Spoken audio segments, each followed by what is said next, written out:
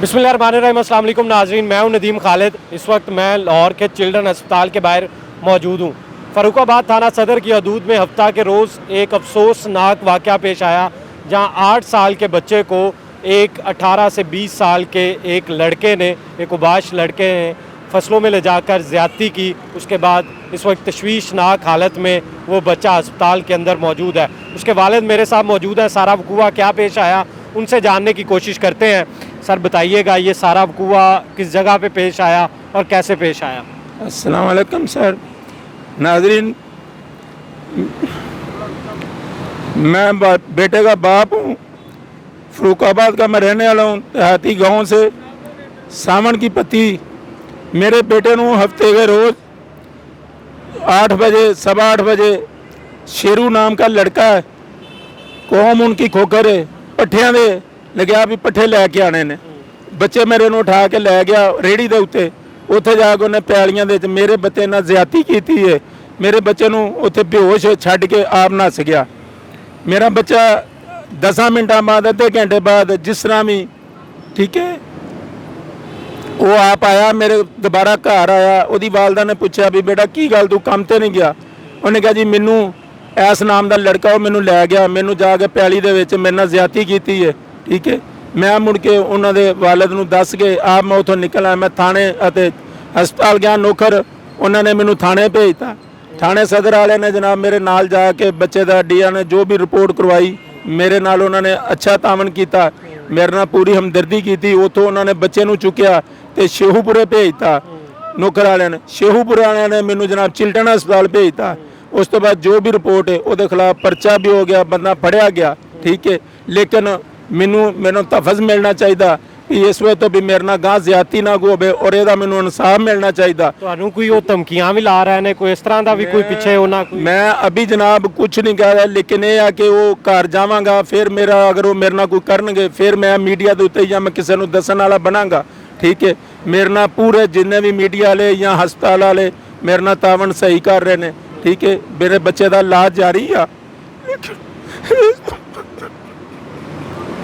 बिल्कुल नाज़रीन, ये ज़्यादती है कि एक वालिद जो है वही ये गम समझ सकता है कि किस तरह के एक ताकतवर जो शख्स कैसे एक बच्चे के साथ, और एक बच्चा भी जो कम उम्र अभी बच्चा है, जिसकी उम्र ही कोई नहीं, अभी 8 साल बच्चा पढ़ता है अभी। पहली में बच्चा पढ़ता, जुतियों का काम करता। मैं बीमार हूँ, मेरा बच्चा 40-50 रुपए ले आके शाम को हांडी का खर्चा असी चलाने से मेरे बच्चे ਨਾਲ ਜ਼ਿਆਦਤੀ ਹੋਈ। ਉਹ ਐਸੇ ਚਿਲਟਨ ਹਸਪਤਾਲ ਦੇ ਵਿੱਚ ਪਿਆ ਜਨਾਬ। ਮੇਰਾ ਕੋਈ ਇਸ ਤੋਂ ਬਾਅਦ ਕੋਈ ਹੋਰ ਨਹੀਂ। ਮੇਰਾ ਅਗਰ ਮੇਰੇ ਨਾਲ ਨਿਆਂ ਪੂਰਾ ਹੁੰਦਾ, ਹਕੂਮਤ ਪੰਜਾਬ ਪਾਕਿਸਤਾਨ ਮੇਰੇ ਨਾਲ ਨਿਆਂ ਪੂਰਾ ਮੇਰਾ ਹੱਕ ਮੈਨੂੰ ਦਿਵਾਵੇ ਇੰਸ਼ਾਅੱਲਾ। ਅਗਰ ਇਸ ਤੋਂ ਲੈਦਾ ਉਸ ਨੂੰ ਖੌਫਨਾਕ ਸਜ਼ਾ ਦਿੱਤੀ ਜਾਵੇ ਤਾਂ ਕਿ ਗਾਂ ਕਿਸੇ ਦੇ ਨਾਲ ਨਾ ਕਰੇ। ਮੇਰਾ 8 ਸਾਲ ਦਾ ਪੂਰਾ ਜਿੰਨਾ ਬੱਚਾ ਅਗਰ ਮੇਰੇ ਨਾਲ ਇਸ ਤਰ੍ਹਾਂ ਹੋਈ ਤਾਂ ਗਾਂ ਉਹ ਕਿੰਨਿਆਂ ਨਾਲ ਕੀਤਾ ਹੋਏਗਾ ਉਹਨੇ, ਜਾਂ ਗਾਂ ਕਿਸ ਤਰ੍ਹਾਂ ਕਰੇਗਾ। ਅਗਰ ਉਹ ਛੁੱਟ ਜਾਂਦਾ ਤੇ ਗਾਂ ਉਹ ਕੀ ਕਰੇਗਾ ਲੋਕਾਂ ਦੇ ਨਾਲ। ਮੇਰੇ ਨਾਲ ਇਨਸਾਫ ਪੂਰਾ ਹੋਣਾ ਚਾਹੀਦਾ। ਤੁਸੀਂ ਕੀ ਸਜ਼ਾ ਦਾ ਮੁਤਾਲਬਾ ਕਰਦੇ, ਕੀ ਸਜ਼ਾ ਮਿਲਣੀ ਚਾਹੀਦੀ? ਦੇਖੋ ਜੀ, ਮੈਂ ਤਾਂ ਕਹਿੰਦਾ ਵੀ ਖੌਫਨਾਕ ਤੋਂ ਖੌਫਨਾਕ, ਲੇਕਿਨ ਫਿਰ ਮੇਰੇ ਵੀ ਬੱਚੇ ਨੇ। ਅਗਰ ਹੁਕੂਮਤ ਜਾਂ ਥਾਣੇ ਪੁਲਿਸ ਵਾਲੇ ਜਿਹੜੇ ਜਾਂ ਜੱਜ ਸਾਹਿਬ ਨੇ ਉਹ ਜੋ ਵੀ ਉਹਨੂੰ ਸਜ਼ਾ, ਅਗਰ ਉਹਦਾ ਮੇਰਾ ਬੱਚਾ ਦੇਖ ਲੈਣ ਤੇ ਜੇ ਤੇ ਧੀਆਂ ਪੁੱਤਰ ਵਾਲੇ ਨੇ ਤਾਂ ਫਿਰ ਉਹਨੂੰ ਸਜ਼ਾ ਜਿਸ ਤਰ੍ਹਾਂ ਦੀ ਮਰਜ਼ੀ ਉਹ ਦੇਣ, ਤਾਂ ਕਿ ਮੈਂ ਇਸ ਦੇ ਵਿੱਚ ਕੁਝ ਨਹੀਂ ਕਹਿ ਸਕਦਾ। ਮੇਰੇ ਆਪਣੀ ਵੀ ਔਲਾਦ ਹੈ। ਅਗਰ ਮੈਂ ਕਿਸੇ ਨਾਲ ਇਹ ਕਹਿਣਾ ਜੀ ਇਹਨੂੰ ਮਾਰ ਦਿੱਤਾ ਜਾਵੇ ਤੇ ਉਹ ਮਾਰ ਦੇ ਮੇਰੇ ਸਿਰ ਤੇ। ਅਗਰ ਉਹ ਮਾਰਨ ਦੇ ਹੱਕ ਹੈ ਤੇ ਹੱਕਦਾਰ ਹੈ ਤਾਂ ਉਹਨੂੰ ਬੇਸ਼ੱਕ ਦੀ ਮਾਰ ਦਿਓ। ਕਾਨੂੰਨ ਜੋ ਵੀ ਸਜ਼ਾ ਦੇ, ਕਾਨੂੰਨ ਜੋ ਵੀ ਕਾਨੂੰਨ ਹੈ ਕਹਿ ਦੇ ਸਜ਼ਾ ਦੇਵੇ, ਮੈਂ ਉਸ ਦੇ ਆਮੀਨ ਕਰਾਂਗਾ। ਲੇਕਿਨ ਮੈਨੂੰ ਇਨਸਾਫ ਮਿਲਣਾ ਚਾਹੀਦਾ। ਮੈਨੂੰ ਇਹ ਨਹੀਂ ਵੀ ਮੈਂ ਘਰ ਜਾਵਾਂ, ਮੈਨੂੰ ਧਮਕੀਆਂ ਮਿਲਣ, ਮੈਨੂੰ ਕੋਈ ਪ੍ਰੈਸ਼ਰ ਪਾਵੇ, ਜ਼ਿਹਨੀ ਪ੍ਰੈਸ਼ਰ ਪਾਵੇ ਵੀ ਤੂੰ ਇੰਝ ਕਰ, ਅਸੀਂ ਤੇਰੇ ਨਾਲ ਇੰਝ ਕਰ ਦਿਆਂਗੇ ਜਨਾਬੇ ਵਾਲਾ। ਫਿਰ ਮੈਂ ਦੁਬਾਰਾ ਇਸ ਤੋਂ ਇਲਾਵਾ ਮੈਂ ਖੁਦਕੁਸ਼ੀ ਨਾ ਆਪਣੀ ਕਰ ਲਵਾਂ ਕਿ ਮੈਂ ਆਪਣੇ ਬੱਚੇ ਤੋਂ ਤੰਗ ਜਾਂ ਮੈਂ ਆਪਣੇ ਬੱਚਿਆਂ ਤੋਂ ਤੰਗ ਹੋ ਕੇ ਮੈਂ ਆਪਣੀ ਜਾਨ ਨਾ ਦੇ ਲਵਾਂ। ਇਸ ਦੇ ਬਾਅਦ ਮੇਰੀ ਜਿਹੜੀ ਪੰਜਾਬ हुकूमत है, मेरी पैरवाई होनी चाहिए उन्होंने आगे।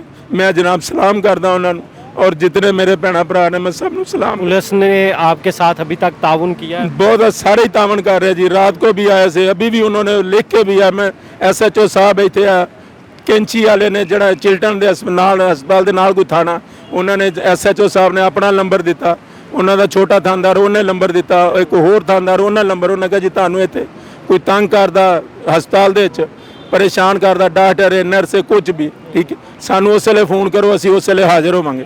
ਲੇਕਿਨ ਮੈਂ ਕਹਿੰਦਾ ਜੀ ਮੇਰੇ ਨਾਲ ਇੱਥੇ ਸਹੀ ਹੋ ਰਿਹਾ ਵੀ ਪੁਲਿਸ ਵਾਲੇ ਆਣ ਕੇ ਮੇਰੀ ਪੁੱਛਦੇ ਨੇ ਮੇਰੇ ਤੁਸੀਂ ਖੁਦ ਕੀ ਮਿਹਨਤ ਮਜ਼ਦੂਰੀ ਕਰਦੇ ਹੋ? ਮੈਂ ਕੁਝ ਨਹੀਂ ਜੀ, ਮੈਂ ਬਿਮਾਰ ਆ, ਕੋਈ ਮੈਂ ਮਿਹਨਤ ਮਜ਼ਦੂਰੀ ਨਹੀਂ ਕਰਦਾ। ਬੱਚਾ ਮੇਰਾ ਇੱਕ ਹੈ ਸਾਹਮਣੇ ਮੇਰੇ ਖੜਾ ਵਾ ਜੀ, ਠੀਕ ਹੈ। ਇੱਕ ਮੇਰਾ ਬੱਚਾ ਉਹ ਵਾ, ਇੱਕ ਮੇਰਾ 3 ਬੱਚੇ ਨੇ ਜੀ ਮੇਰੇ, ਦੂਸਰਾ ਇਸ ਤੋਂ 1 ਸਾਲ ਵੱਡਾ, ਉਹ ਵੀ ਜੁੱਤੀਆਂ ਦਾ ਕੰਮ ਹੀ ਕਰਦਾ, ਠੀਕ ਹੈ। ਮੈਂ 40-50 ਰੁਪਏ ਜਾਂ 100 ਰੁਪਏ ਸ਼ਾਮ ਨੂੰ ਲੈ ਕੇ ਆਉਂਦੇ, ਮੈਂ ਉਹਦੇ ਨਾਲ ਗੁਜ਼ਾਰਾ ਕਰਦਾ ਜੀ। ਮੇਰਾ ਇਸ ਤੋਂ ਇਲਾਵਾ ਹੋਰ ਕੋਈ ਕਾਰੋਬਾਰ ਨਹੀਂ। ਮੈਂ ਜਿਹੜੇ ਮੁੰਡੇ ਨੇ ਜ਼ਿਆਦਤੀ ਕੀਤੀ ਉਹ ਕੀ ਕਰਦਾ ਹੈ? ਉਹ ਤੁਹਾਡੇ ਨਾਲ ਤਗੜੇ ਨੇ? ਉਹ ਤਗੜੇ ਨੇ ਜੀ, ਸਾਨੂੰ ਖੋਖਰ ਪਾਰਟੀ ਹੈ, ਪੈਸੇ 'ਚ ਵੀ ਤਗੜੇ ਨੇ, ਵੈਸੇ ਵੀ ਉਹ ਜ਼ਮੀਨ ਵਾਲੇ ਨੇ, ਮਸਦ ਜ਼ਿਮੀਂਦਾਰ ਨੇ, ਠੀਕ ਹੈ। ਤੇ ਉਹ ਸ਼ਟਿੰਗ ਦਾ ਕੰਮ ਵੀ ਉਹਨਾਂ ਦੇ ਭਰਾ ਕਰਦੇ ਨੇ। ਤੇ ਇਸ ਵੇਲੇ ਤੋਂ ਮੈਂ ਅਗਰ ਉਹਨਾਂ ਦੇ ਵਾਲਦ ਨੂੰ ਆਖਿਆ, ਉਹਨਾਂ ਦੀ ਵਾਲਦਾ ਨੇ ਆਖਿਆ ਜਾਓ ਜੋ ਹੁੰਦਾ ਕਰ ਲਓ। ਮੈਂ ਜਨਾਬ ਕਿਸੇ ਦੇ ਮਤਲਬ ਨਹੀਂ, ਮੈਂ ਤਾਂ ਆਪਣੀ ਗੌਰਮੈਂਟ और सदर फरूकाबाद थाने ਦਾ मैं ਉਹਨਾਂ ਦਾ जनाब मशकूर हूँ कि जिन्होंने मेरी हेल्प की ਤੇ ਮੇਰੇ ਨਾਲ ਉਹ ਟੁਰੇ ਨੇ ਤੇ ਦੂਸਰੇ ਵੀ ਜਿਤਨੇ ਥਾਣੇ ਵਾਲੇ ਸਭ ਮੇਰੇ ਨਾਲ ਆਣ ਕੇ जनाब ਮੇਰੇ ਨਾਲ ਕਰ ਰਹੇ ਨੇ ਤਾਮਨ, ਠੀਕ है। लेकिन मेहरबानी ਤੁਹਾਡੀ ਵੀ ਇਹਦੇ ਨਾਲ ਗਾਂ ਨਹੀਂ ਇਹੋ ਜਿਹਾ ਕੰਮ होना चाहिए। नहीं, इंशाल्लाह ये हम आपके साथ आवाज़ बनेंगे और ये इसका करने का मकसद भी ये है कि कोई आपको कोई नुकसान ना पहुंचा सके, आपको इंसाफ लाजमी मिले। नाजरीन, ये हमारे साथ वो बच्चा 8 साल का बच्चा भी रिजवान उसका नाम है, फरूकाबाद थाना सदर की हदूद में ये अफसोसनाक वाक़या पेश आया था जहाँ पर उस बच्चे को ज़्यादती का निशाना, बदफेली का निशाना बनाने वाले उस लड़के को गिरफ्तार कर लिया गया है। जी गिरफ्तार कर लिया जी, पुलिस वालों ने बताया, इधर वीडियो भी भेजी सी। उन्होंने कहा जी असी बच्चे ने भी फड़ लिया, ठीक है। उन्होंने घरदिਆਂ ਨੂੰ ਫੜਿਆ, ਉਹਨਾਂ ਨੇ ਬੱਚਾ ਪੇਸ਼ ਕਰਾਤਾ। ਬੱਚਾ ਅਸਲੇ ਹਵਾਲਾਤ ਦੇ ਵਿੱਚ, ठीक है। ਹੁਣ ਜੋ ਵੀ करे अगो हुकूमत जो भी या जज साहबान ने या पुलिस वाले जो भी करन मैनू ना। बिल्कुल जी, जो मुलजम है वो गिरफ्तार हो चुका है, मुकदमा दर्ज हो चुका है। इनको तहफ़्फ़ुज़ चाहिए, पुलिस को चाहिए कि कोई भी अगर इनको किसी भी किस्म की अगर धमकी मिलती है या कोई इनको प्रेशराइज़ करने की कोशिश करता है तो उसको भी पकड़ा जाए। और वो जो मुलजम, वो जो दरिंदा जिसने अपनी हवस का निशाना एक 8 साल के बच्चे को बनाया है सिर्फ इस वजह से कि उसके दिमाग उसका ख़राब था, ताकतवर होने का उसको खुमार था। लेकिन ਮੈਂ ਮਾੜਾ ਸਾਂ, ਮੇਰੇ ਨਾਲ ਤਾਂ ਇਸ ਤਰ੍ਹਾਂ ਮੇਰੇ ਘਰ ਦੇ ਨਾਲ ਹੀ ਉਹਨਾਂ ਦਾ ਵੀ ਘਰ ਹੈ। ਉਹਨੂੰ ਮੇਰੇ ਘਰ ਦਾ ਹਾਲਾਤ ਦਾ ਉਹਨਾਂ ਨੂੰ ਪਤਾ ਵੀ ਜਿੰਨਾ ਦਾ ਇਹਦਾ ਹਾਲਾਤ ਹੈ ਜਾਂ ਜਿਵੇਂ ਦਾ ਹੈਗਾ, ਅਗਰ ਮੇਰੇ ਨਾਲ ਇਸ ਤਰ੍ਹਾਂ ਹੋਈ ਕਿਸੇ ਹੋਰ ਨਾਲ ਵੀ ਕਰ ਸਕਦਾ जनाबे वाला, ठीक है। बिल्कुल नाजरीन, ये देखें कितना अफसोसनाक है कि साथ ही कुछ हमसाए ही हैं, एक तरह से हमसाए में ही रहता हुआ, लेकिन जानता था कि ये उतने ताकतवर नहीं है, अपनी ताकत के खुमार में उसने कर दिया। तो इसकी सख्त से सख्त सज़ा मिलनी चाहिए। और अब तो ये इस तरह के ज़्यादती के वाक़यात पर फांसी से कम सज़ा कभी भी नहीं मिलनी चाहिए, किसी सूरत भी मिलनी नहीं चाहिए। जिस तरह मोटरवे केस के मुलज़म आबद मल्ली को मौत की सज़ा मिली है, इसी तरह हर ऐसे मुलज़म को जो किसी बच्चे को ज़्यादती का निशाना बनाए उसको फांसी की सज़ा मिलनी चाहिए। इसी के साथ मुझे दें इजाज़त।